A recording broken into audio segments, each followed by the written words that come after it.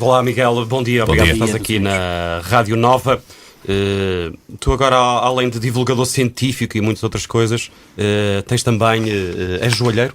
Tens a Neo Skytel. Eu não sou joalheiro, mas eu encaro isto tudo como uma maneira diferente, está bem, um bocadinho mais exótica, de fazer divulgação científica também. É um projeto pelo qual me apaixonei, foi algo que nasceu numa conversa de café, que dizem que é o melhor sítio onde podemos ter ideias. E no fundo tudo começou há 2 anos. E café também. E café. Também é o melhor sítio para ter café. E tudo no fundo começou há cerca de 2 anos, quando eu mandei vir 3 meteoritos da NASA. E pedi, não, a NASA não é a nossa fonte, é bom que, e pedi à minha prima. E tu mandaste-os vir com que intenção?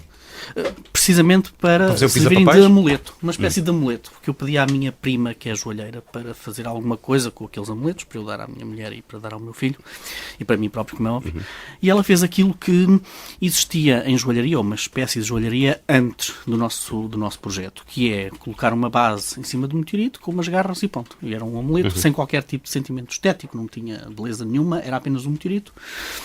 E foi isso que aconteceu há 2 anos. E em março deste ano estava eu a tomar café com ela, em Castelo Branco. Ela é de Castelo Branco. Ainda o mesmo café ou já outro café? Nesse café. É o início. Ali ao lado da joalheira, exatamente, a loja dela. E estava curiosamente a pegar no meu medalhão e lembrei-me de desafiar a minha prima, perguntar se não podíamos fazer algo de diferente ao nível da joalharia que envolvesse também meteoritos, ou seja, dar um sentido estético ao meteorito, aliar a joalharia moderna e também a tradicional, com o meteorito, sendo para nós o meteorito a pedra mais preciosa, como é óbvio, sendo o meteorito o grande ator principal, digamos assim, deste projeto. E tudo correu muito, muito depressa. Em 9 meses, literalmente, conseguimos fazer nascer o projeto Neo Skytel. Conseguimos construir 3 coleções, todas elas muito diferentes entre si, e tem despertado interesse em Portugal, lá fora. Enfim, tem sido uma pequena, mas saudável loucura. Quando dizes uma coleção, obviamente porque cada pedra é única, as peças também o são, não? São, porque o meteorito é uma pedra com muitíssima personalidade. Para já, quem tocar num meteorito que esteja na nossa joia, pode ter uma certeza, é a pedra mais antiga que vai tocar na sua vida.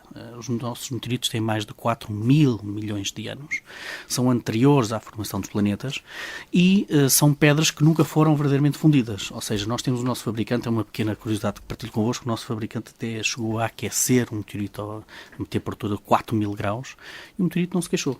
Portanto, é uma pedra com muita personalidade e, portanto, nós fazemos uma coisa diferente que é feita em joalharia, que é, nós construímos a joia à volta do meteorito. Portanto, as imagens que aparecem no nosso site é um modelo, digamos assim, para cada uma das joias, porque a joia pode ser ligeiramente diferente, porque nós temos é que construir com a pedra que é um meteorito, porque é uma pedra que não se deixa propriamente trabalhar como se faz em joalharia. Portanto, as nossas joias são realmente únicas, são mesmo feitas para cada um dos clientes, e isso não é marketing, é mesmo uma imposição do próprio meteorito. E de onde é que vêm os meteoritos? Nós, felizmente, vivemos numa altura, vocês querem que eu revele tudo, não é? Está bem. Nós já vivemos numa altura em que existe mesmo uma espécie de um mercado de meteoritos e existe uma profissão notável que se chama caçadores de meteoritos. E, portanto, os nossos meteoritos vêm de um fornecedor norte-americano que trabalha com instituições e com universidades americanas, portanto, garantem-nos também a autenticidade do meteorito. Isto é um aspecto importante. Cada uma das nossas joias tem um certificado de autenticidade. Estamos neste momento a trabalhar para ter uma dupla certificação com uma instituição portuguesa científica. E, portanto, estes meteoritos em particular foram recolhidos no deserto do Saara por nómadas. Porque encontraram um trilho, digamos assim, de pedras completamente diferentes do que havia à sua volta. Obviamente, com a intenção de fazer negócio, recolheram aquelas pedras todas, pensavam que aquilo era uma coisa extraordinária, e era. Foi para os mercados do Norte de África, e assim que os caçadores de meteoritos começaram a ouvir estas histórias, foram logo correr para o Norte de África para ver o que era aquilo, e felizmente conseguiram confirmar que estávamos perante grande quantidade. Os desertos são bons sítios porque é mais fácil de... Porque distingue. Destaca aquela pedra diferente. Para já porque os desertos são uma parte significativa da superfície terrestre. Os oceanos, os mares são quer os quentes, quer os frios, não é? Precisamente. E os meteoritos, quando caem nesses sítios, destacam-se claramente da sua paisagem. Portanto, torna-se um bocadinho mais acessível. É que, ao que parece, são 44 toneladas de matéria extraterrestre por dia que caem. Precisamente. É muita coisa. Não há essa ideia. A nossa frustração é não podermos ir ao oceano buscar lá todos os meteoritos que estão lá para baixo, porque ia baixar claramente o preço dos meteoritos, o que para nós era muito bom. E de onde é que vêm esses meteoritos? Como é que eles chegam à Terra? Os meteoritos podem ter, no fundo, três origens. Podem ser fragmentos de asteroides que colidiram e, portanto, os restos desses fragmentos são depois atraídos pelo campo gravitacional da Terra. Pode ter como origem Marte, por exemplo.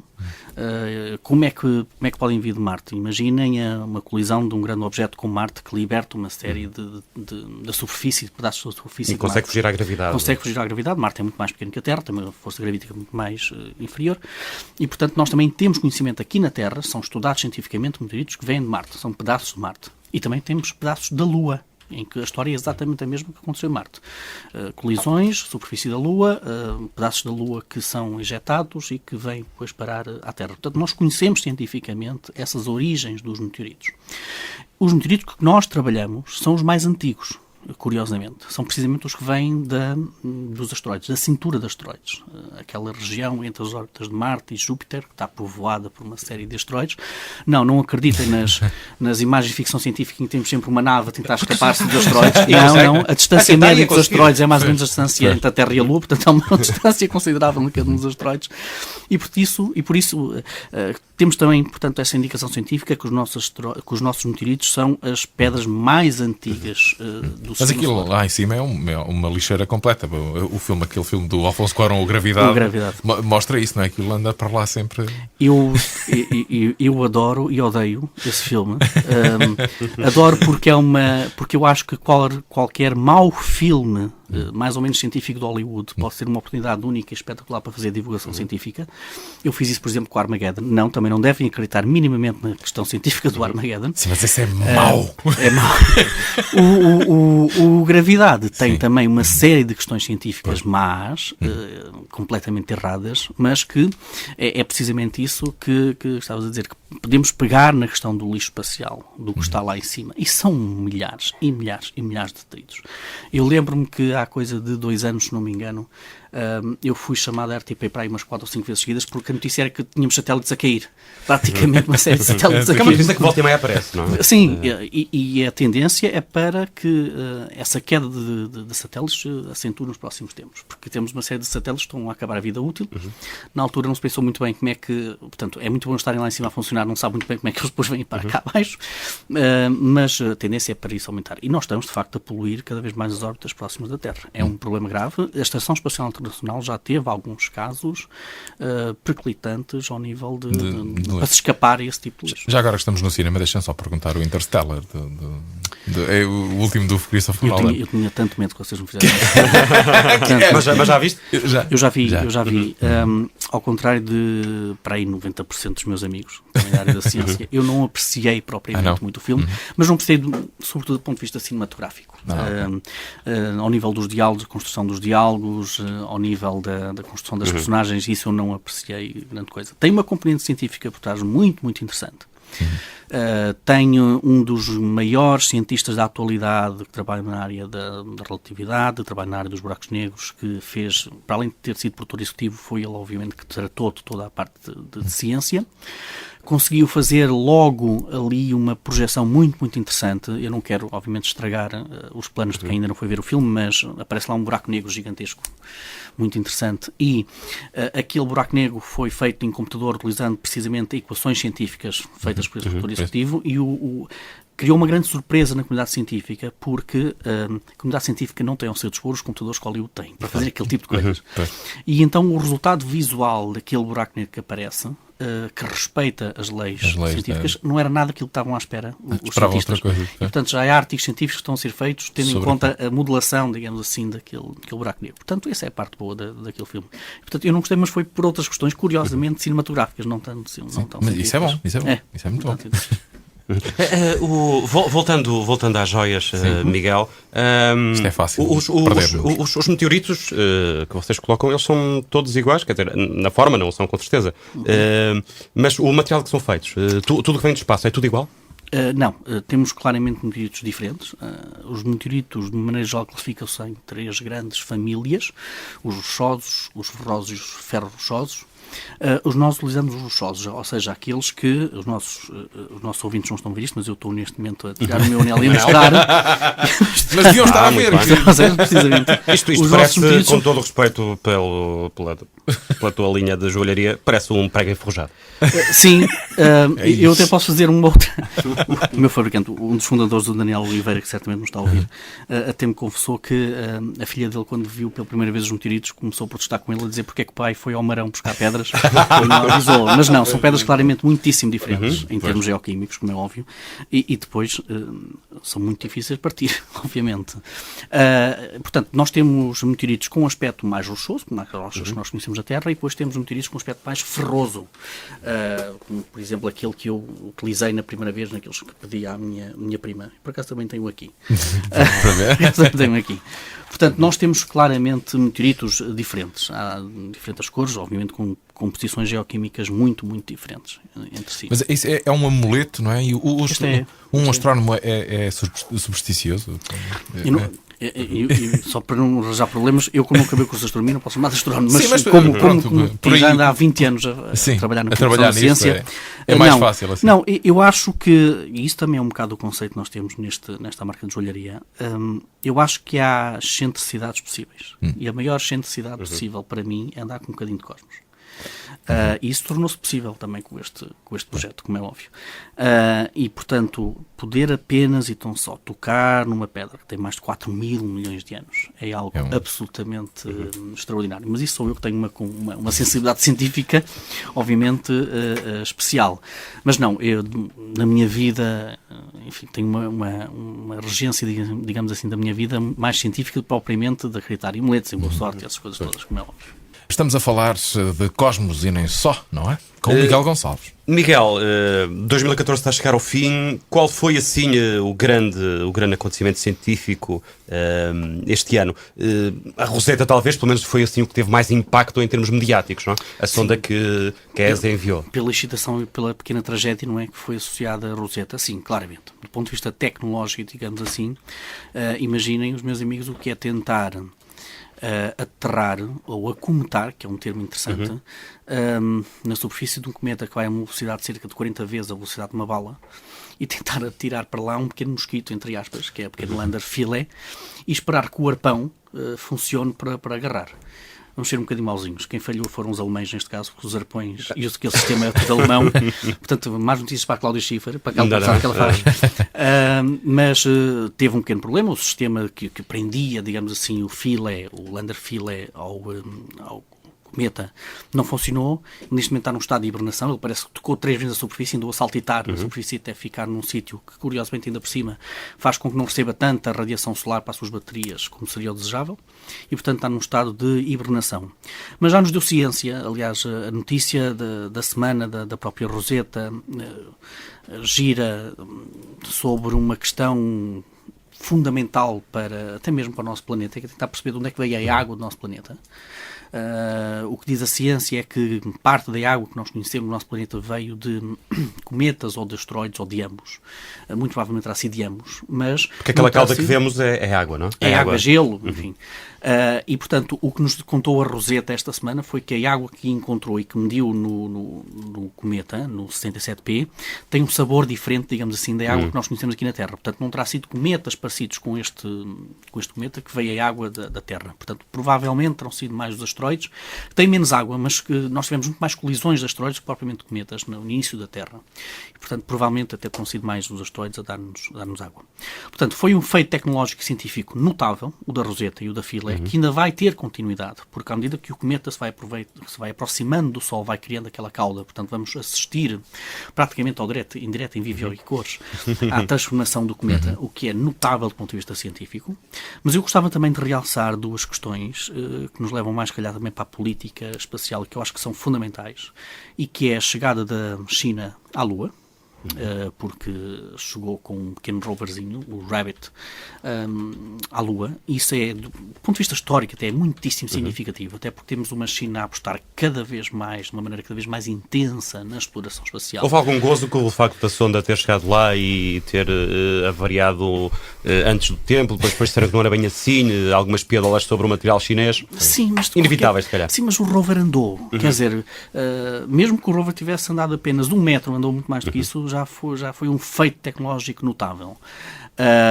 E é preciso não esquecer que a China está, aos poucos e poucos, a construir a sua própria Estação Espacial Internacional, a sua própria Estação Espacial. Portanto, temos uma China a investir fortemente na exploração espacial. E depois, do meu ponto de vista, também a chegada da sonda da Mars Orbiter Mission da Índia, também com uma missão muitíssimo barata, feita com tecnologia puramente indiana, a Marte. Aliás, a custar menos que um filme sim, precisamente. Mas chegaram a Marte. Estão lá também em Marte e a Índia estabeleceu também cooperações, várias linhas de cooperação com a própria NASA, portanto a China na Lua e a Índia em Marte também são dois aspectos extremamente importantes deste ano. Tem-se falado cada vez mais do investimento privado, porque até agora têm sido sempre agências espaciais, quer a NASA, quer a ESA, quer mesmo os então soviéticos e agora russos, mas cada vez mais os privados parecem interessados em ir para o espaço. Achas que há dinheiro a ganhar no espaço? Sim. Ou é só servir de transportador de levar coisas para as estações espaciais? A SpaceX tem gostado imenso da colaboração que tem feito com a NASA. A SpaceX é a empresa privada que tem, do senhor que inventou o PayPal, que tem servido, no fundo, de táxis privados da NASA para levar mantimentos e tudo mais alguma coisa à Estação Espacial Internacional.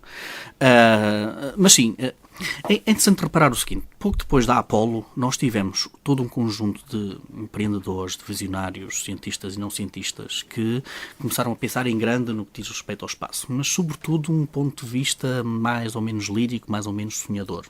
Mais ou menos em forma de epopeia, digamos assim. O que nós estamos a assistir hoje em dia é praticamente um segundo renascimento. O que nós estamos a assistir hoje em dia é empresas privadas que não têm apenas sonhadores, mas que têm economistas e que têm gente que está a fazer as continhas todas. E que se estas pessoas que trabalham com números acham que é rentável ir ao espaço, e portanto têm um tipo de pensamento muito mais frio em relação ao dinheiro, então é porque se calhar vale a pena. E é isso que nós vamos assistir nos próximos anos, e aqui é preciso falar muito, muito de Obama. Porque foi Obama que revolucionou por inteiro, para o bem e para o mal. Ele já sofreu imensas críticas com isso, algumas com lógica, outras nem por isso. O Obama mal chega, a primeira coisa que faz quando chega à NASA é dizer: a NASA tem que servir para uma coisa, que não fazer foguetões para levar gente lá acima. Para isso nós vamos incentivar a própria economia norte-americana, a própria economia dessas empresas, para construírem técnicas, para construírem foguetões, para levarem a NASA lá acima. É uma maneira diferente, muito diferente de olhar para a exploração espacial. E foi isso que deu mais força à SpaceX, à Orbital Sciences, a umas empresas mais tradicionais ou outras. Por exemplo, a Lockheed Martin tem um longo historial de construção de aviões e não só, não? E trabalhar com a própria NASA também, desde a época da Apollo, também beneficiou muito também com este tipo de política. Mas o que é interessante é que naquela zona do sul dos Estados Unidos, o Texas, um bocadinho mais para o lado para a Califórnia, houve todo um conjunto de novas empresas que estão a trabalhar ativamente para levar pessoas lá acima. Isso é turismo, não é? Isso é o turismo espacial privado. Mas depois há outras empresas que trabalham mais próximo com a NASA para fornecer serviços à própria NASA. Então podemos começar a marcar viagens ao espaço. Podemos. Vale a pena. Podemos, vale a pena. O espaço, quer dizer, é um dos lemas que eu tenho no pequeno magazine que eu tenho na RTP, é que ir ao espaço, portanto falar do cosmos, explorar o cosmos, dá saúde e faz crescer, literalmente. E para quem gosta sobretudo de números e de dinheiro, eu posso dizer que, por exemplo, são dados da própria NASA, no espaço de 10 anos, o investimento feito em exploração espacial teve um retorno de 5 mil milhões de dólares. Permitiu, por exemplo, tudo o que é tecnologias espaciais, salvar mais de 220 mil pessoas. Portanto, eu faço sempre questão de realçar que isto de ir ao espaço não é apenas lirismo, não é apenas sonho, é também ter um retorno imediato no nosso dia-a-dia. Todos nós, desde que acordámos até à altura que nos deitamos, tocamos em alguma coisa com exploração espacial. Eu tenho ao meu lado, à minha frente, um tablet que tem uma origem, uma tecnologia espacial. Ou seja, está a utilizar uns óculos que, muito provavelmente, aquelas lentes foram aperfeiçoadas devido a tecnologias espaciais. Ou seja, como motor de inovação é muito importante. Não é? Os meus amigos não sei se sabem, mas o wireless, por exemplo, que nós estamos a receber aqui, também dentro do estúdio, surgiu devido ao estudo teórico feito em buracos negros, por exemplo. Eu lembro-me o que explica porque é que em muitas zonas não se consegue ter wireless. É mais um local disso. Está tudo explicado. E nós temos, por exemplo, empresas portuguesas que estão a criar riqueza e postos de trabalho também com o espaço, com a nossa colaboração com a Agência Espacial Europeia. No início de 2012, o presidente da Associação Portuguesa para o Espaço, portanto, que reúne as empresas que lidam com esta matéria, disse que há casos de empresas que têm um retorno de cerca de 16 vezes aquilo que investem na exploração espacial. Portanto, meus amigos, se tirarmos tudo o que é bancos, BPNs e coisas tudo, que outro tipo de atividades é que dá retornos tão saudáveis como este? Portanto, dá saúde e faz crescer. Sem corrermos o risco de sermos chamados ao Parlamento para explicar como é que fizemos tanto dinheiro. Quanto a 2015, Miguel, o que é que tu anseias por ver? 2015 vai ser, esperemos nós, o ano dos planetas anões. É uma boa notícia. Planetas anões, não vamos retirar a importância por serem anões. Mas é porque é uma coisa politicamente correta em astronomia? Agora vamos... Porque... eles não levam mal chamados anões? Sim, e temos de falar de Plutão. Há toda essa questão, Plutão foi desclassificado pelo planeta anão, em contrapartida, Ceres, que até, enfim, no tempo em que nós andávamos na escola secundária era considerado o maior dos asteroides, foi promovido a planeta anão. Isso tem a ver apenas com um facto saudável, que é, à medida que nós vamos conhecendo melhor o sistema solar, aquilo que nos rodeia, nós temos que também que adaptar as nossas classificações e o nosso conhecimento. Plutão era sempre visto como o bad boy do sistema solar. Tinha uma órbita completamente estranha, estava rodeado de muita gente à volta que não eram propriamente boas companhias em termos planetários, digamos assim, e, portanto, numa reunião da União Astronómica Internacional, que é a instituição que pode regulamentar, que regulamenta este tipo de questões, em 2006, foi dada uma nova classificação para planetas e foi criada uma nova classificação chamada Planeta Anão, que Plutão encaixa perfeitamente nessa definição e Ceres também encaixa perfeitamente. E porquê é que 2015 é o ano dos planetas anões? Porque temos precisamente duas sondas, curiosamente a NASA, que vão estar muito próximas destes dois planetas anões, Ceres e Plutão. Vamos ter a Dawn em Ceres e vamos ter a New Horizons em Plutão. E conhecer de perto estes planetas anões é fundamental para nós percebermos também como é que foi a própria evolução do Sistema Solar. Porque Plutão está lá muito longe. Está lá muito longe uma zona do Sistema Solar que guarda muito daquilo que foi a geoquímica inicial da formação do Sistema Solar. Portanto, está rodeado de uma série de outros planetas anões ou de outros corpos parecidos com Plutão que nos podem dar mais informações sobre isso. E Ceres? Ceres porque está mesmo no limite daquilo que se chama, enfim, a zona da habitabilidade, que é um termo quase esotérico hoje em dia da ciência. Está localizado numa zona em que ainda recebe alguma radiação solar, em que nós sabemos que esconde qualquer coisa de líquido por baixo da sua superfície, porque já vimos vapor de água a sair de Ceres. É uma também das novidades dos nossos tempos científicos, é que nós estamos a descobrir água em todo lado no sistema solar. E cai. O que é uma boa notícia para nós. Para os astrobiólogos, sim, para nós também. E, portanto, cai, de certa forma, aqui alguns dos preconceitos terrestres de que só a Terra podia ter água e que só a Terra que se calhar só podia ter vida. Mas não, estamos a descobrir cada vez mais locais, cada vez mais excitantes, com eventuais condições para albergar vida. Não vida, se calhar, como nós estamos aqui, vida. Os biólogos ficariam contentíssimos se encontrassem uma alga ou uma célula qualquer, uma coisa assim muito mais pequenininha. Mas sim, 2015 será de Ceres, será de Plutão, será da China, que vai continuar a ter mais missões interessantes de colocação de coisas giras lá em cima. Mas do ponto de vista científico, sim, tudo apontado para Ceres e Plutão. E achas que no nosso tempo de vida ainda vamos chegar a Marte? O homem ainda vai chegar a Marte? Cada vez menos pessoas se lembram da última ida à Lua. Eu não me lembro. Apolo 17 há 42 anos foi a última vez que os humanos estiveram na Lua. Achas que no nosso tempo de vida ainda vamos ver o homem na Lua? Claro, mas nós somos uns jovens ainda, não é verdade? Nós somos uns jovens. O Buzz Aldrin diz que, enfim, é sempre uma das perguntas que fazem o Buzz Aldrin e o Michael Collins, é quando é que o homem vai chegar a Marte. A expectativa dele é que está na década de 30. Eu também acho que aponto mais para a década de 30, embora a ciência e a exploração espacial está muito pendente, para o bem e para o mal, de uma coisa chamada política. Se houver uma concertação política, digamos assim, e sobretudo entre várias nações, eu tenho sérias dúvidas que seja possível ir a Marte apenas com uma agência espacial, apenas com um país. Envolve demasiadas coisas. Se houver vontade política, então, provavelmente. Agora, ainda há muito estudo para fazer, nomeadamente, nós neste momento até já temos a tecnologia necessária para irmos até Marte. O problema é que temos ainda que conhecer muito do nosso próprio comportamento humano, da fisiologia, da psicologia, para percebermos como é que o nosso corpo reage. Ou seja, nós um cadáver conseguimos enviar, isso temos a certeza. Isso temos isso temos a certeza. Mas vamos ter, antes dos humanos lá chegarem, vamos ter missões a Marte extremamente excitantes, missões até mesmo de ida e volta, ou seja, vão recolher material lá para depois trazer para a Terra. Mas o que interessa é, obviamente, os humanos irem lá. Sim. Olha, e achas que o próximo ano vai ser um bom ano para a divulgação científica em Portugal? Eu acho que há pouca. Tu fazes a tua parte e muito bem, nomeadamente na RTP, mas há pouca, isso nota-se, há pouca literacia científica em Portugal, nota-se até nas notícias de jornal, há pouca literacia científica mesmo nas redações. Sim, mas deixa-me discordar um bocadinho disso sob esse ponto de vista. Eu penso que desde que apareceu em Portugal o projeto Ciência Viva, Astronomia no Verão e tudo isso, mais alguma coisa, houve uma explosão de muita e boa divulgação científica. Temos cada vez melhores divulgadores científicos. Nós temos, ano passado, há 2 anos, foi criada até mesmo uma sociedade de comunicadores de ciência. Portanto, eu estou muito otimista sobre esse ponto de vista. As condições financeiras são capazes de jogar contra esses intentos, como é óbvio. Mas o que é interessante é que nós temos cada vez mais, uma fatia cada vez maior da sociedade interessada nestes temas. Absorvem muito estes temas. A astronomia, por razões óbvias, eu costumo dizer que qualquer sucesso de qualquer magazine de astronomia não é tanto pelo mensageiro, mas sim pela mensagem, porque é obviamente um mundo que fascina por si só.